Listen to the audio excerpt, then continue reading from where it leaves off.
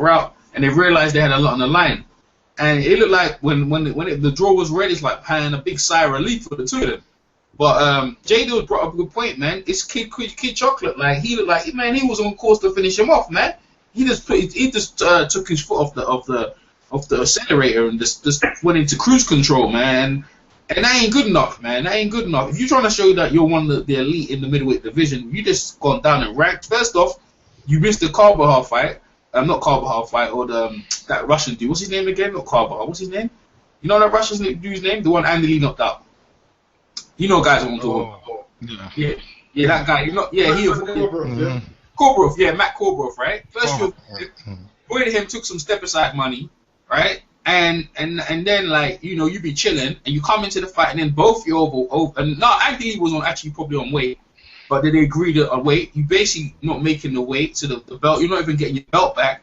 And you put you know, the first round was like, okay, this is what Kid Joker's about. This is what everyone's raving. And after that, you just turned it off and allowed Andy Lee back in the ring, back in the fight. But to be honest with you, there was no like technical boxing. It looked like two of them just they were worried about each other to get knocked down. Andy looked like he was messed up with them knockdowns. I actually thought Kid Chocolate can go in and stop him, but he was worried about, because he knows about Andy Lee. If he goes in there, he's going to get hit himself, and he was thinking about self-preservation. But he let the fight slip away, and the draw, to be honest with you, man, I you know what, I could say, oh, Kid Chocolate won it, but just for that, man, I think the draw is probably deserving, if anything. You know, because Andy Lee himself, when he knocked Kid Chocolate, why didn't he turn it up? Why didn't he put his foot on the acceleration as well? You know what I'm saying? He could have done that as well. So the draw is probably deserving.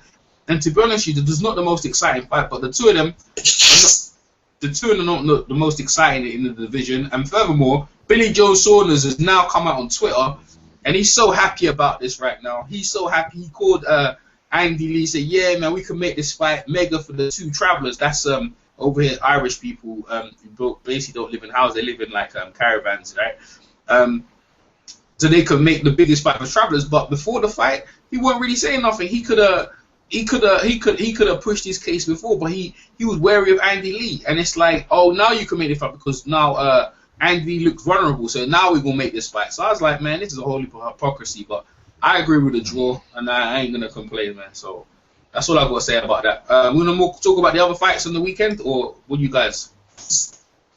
Well, I didn't see Errol Spence on no one. So Errol Spence. Go ahead, man. Go ahead, because go ahead, talk about Errol Spence, because I saw he just blew the dude out. It was like, you know, mismatch, for real. But go ahead, Michael. I mean, look, I've said it before about Errol Spence Jr. I've been very high on him from the beginning of his career. As a matter of fact, Natty Turner and I was talking about Errol Spence last night on Twitter. Mm-hmm. The guy he fought. He wasn't a bum. He was a tough guy. Had a good record, good reputation coming in.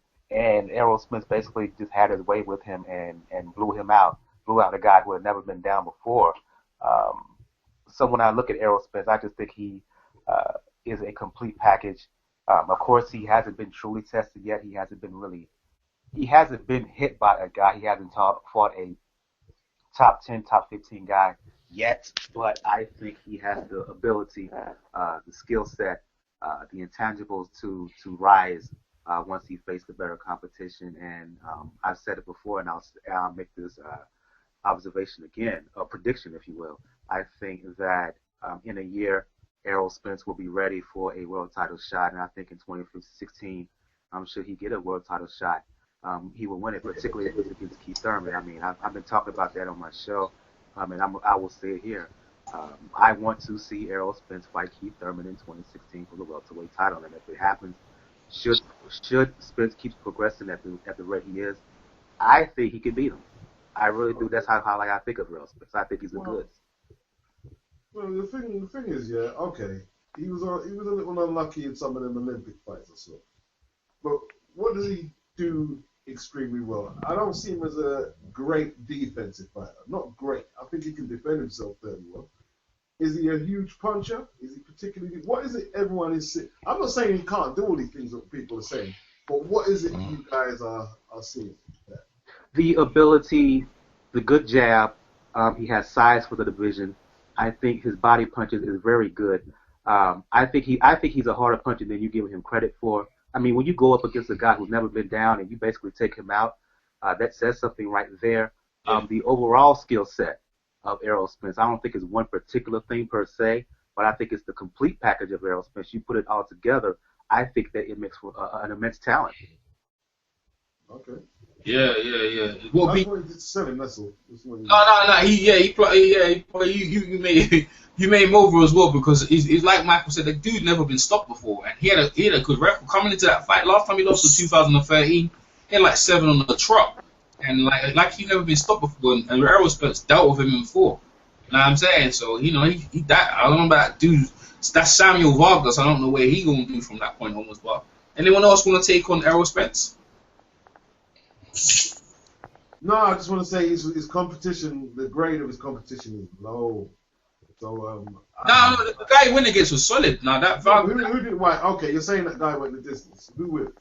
No, but who's Errol Spence win the distance with? He's a prospect still, isn't it?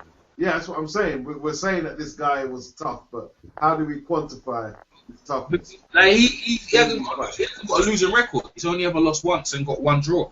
Yeah, He's never been stopped. Who's he been fighting? Again, but again, it's the same with Errol Spence. He ain't fought no names either. So there's a crossroads fight, isn't it? So no, he didn't. Nothing on paper had him blowing out this dude in 4 rounds, man. He didn't see it because just showing he's a good talent at that level. He's too talented for that level, but if he went the distance with, I don't even know if he went. I ain't trying to say you should fight Keith. We would be saying, well, he shouldn't be going the distance with a guy like that. And again, let me clarify here. I'm thinking not now necessarily, but I'm thinking long term. Give him a year. Give him a year. Give him the time to fight a top 10, top 15 guy. I personally think, I think he will do the job. And I'm just thinking long term prognosis here. All right, cool. Well, some people are saying he could beat up Thurman now. Oh, not now, but again, long term. Yes, I do. Ooh, all right, cool. It's a sleeper coming in the division. Next fight, you guys, any of you see it? Orlando Salido versus Roman Martinez. Did anyone see that fight? No, I didn't. I didn't see that. I did. Yeah, I see it. Yeah, so you I see it. I shared it around today, man. I saw it. Go, Michael. I saved them. Watch it later. Yeah, Michael, you saw it. Go ahead, Michael. Fight of the weekend, as far as I'm concerned. I mean, what can you say? It was 2 solid professional guys going in there. It was a war. Salido got off to Salido does what he does. He's a pressure fighter that likes to go to the body. He's a truth tester. If you have the intangibles, if you have the heart and the toughness, combine that with skill, you can beat him. But if you don't, he will run you over and he will punk your ass out. Basically, to be really honest about it, that's what he does. He didn't do it against Mikey Garcia because Mikey Garcia proved to be the goods. Rocky Martinez, I was a little bit worried because I must admit here, I underestimated Rocky Martinez a little bit here. His power surprised me. He knocked Salido down in 2 and 5. And whenever Salido seemed to gain momentum, he would land with the right hand and thwart that. He would stop Salido in his tracks. Salido, he closed strongly. But I'm not too mad at the fact that Rocky Martinez got a decision.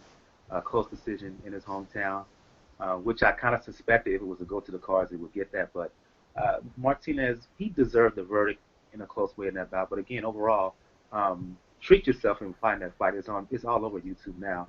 But very good fight, the best fight of the weekend by far. All right, cool, man. I saw it. No one else saw it apart from me and Mike. No. Oh, okay. I agree with Mike, man. I think it was that for excitement. That's fight of the weekend, man. That is fine. I was thinking of doing some commentary, but I got too many strikes, man. I'm gonna leave it a little bit. I got too many strikes on my channel, but I can't bother. But I'm telling you, man, I got a good copy as well because the copy I gave Mike, it weren't too good. JD's got to go, yeah. All right, cool. Game of Thrones, all right, JD, was no problem. What I'm saying is that fight was an exciting fight. Salido got knocked down. Salido was putting his pressure on. Remember, Salido was in Fight of the Year last year with that Thailand guy. And he more or less continued what he was doing from the last fight. But it didn't work no more. I think he's got too much ring rust on him. And listen, bro, he got a beating, man. Martinez, and remember what Salido, remember he was in Puerto Rico as well. Yeah, so Salido normally, usually does his things against the Puerto Rico fight. Hey, man. He got a whooping. He got a whooping, boy, and a good one as well. But it was an exciting fight, still bringing pressure. But I don't know where Roman Martinez came from, because usually I remember that's the same Roman Martinez lost against Ricky Burns, man, and I didn't rate him, boy. So, but he brought it, man. He showed what he was made of, and that was an exciting fight. And he deserved to win, man. He deserved to win. So not only did he lose, he got knocked down by Ricky Burns. Yeah, I know. That's what I'm saying. So I didn't rate him at all. One more, the other one was more highly ranked. So that was a really good fight. You guys check it out. If you on YouTube, you just type the name in, you'll find it, and a really good quality at that. Because I think the copy I gave Michael earlier on wasn't too good. The copy recently of is a really good copy. So try and check that out. There's some fights in England, but I ain't gonna go into them because they were so whack. I ain't gonna lie to you. Josh Warrington and some of the fights in the UK, but I ain't really done them. They weren't that good, man. They weren't that good at all. By the way, Ned's in the boxing voice. He's getting roasted over there. He's probably getting roasted with the Danny situation over there. So I'm gonna go check that out in a bit. What did he say? Nez, no, he's probably not. Danny's his favorite fighter, so I'm sure he's getting roasted over there. So I'm gonna go jump over there in a bit. Anyone else? Anyone add anything? I'm all talked out, so. Yeah, alright. Dana's all talked out. Alright, and Mike and that. Alright, so Dana, alright, man. I'm gonna wrap it up then, man. Dana, you can tell where the people where they can find you and on YouTube, bro, or whatever. You can find me. Well, my website is Potshot Boxing. You can hit me up at www.potshotboxing.com. You can also hit me up on Twitter, www.twitter.com/potshotboxing.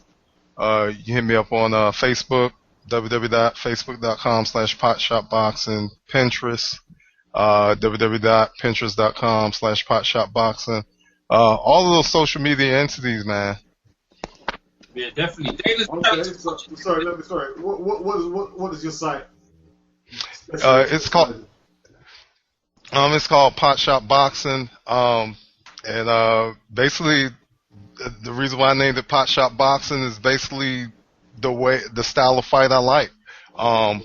Based on my favorite fighter is Pernell Whitaker, so I based it on Pernell. So I like defensive fighters, that's my thing. But of course I like all action too. But it's always great to see defense because it's the beauty of boxing, of hit and not be hit. So what content and format is it? Blogs and videos? It's a combination of both. It's content. It has some videos up there, images, but for the most part, like a blog. Okay, I'm gonna go check it out. Yeah, man. Right. For real, man. Thanks for that, Dana. Boxing Beats. Where can the people find you? If anywhere, you can plug your page as well. Plug your page as well. Go ahead, Beats. Yeah, man. Definitely YouTube, YTBC, Boxing Beats and Rhymes, Boxing Beats and Rhymes, Facebook, Boxing Beats and Rhymes, Twitter, Boxing Beats and Rhymes, the Purist Boxing Forum, and all that good stuff there, man. Yeah. All right.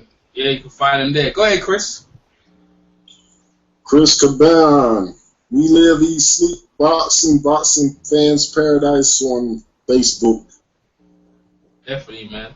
Chris didn't even plug his YouTube channel, and I forgot about that one, innit?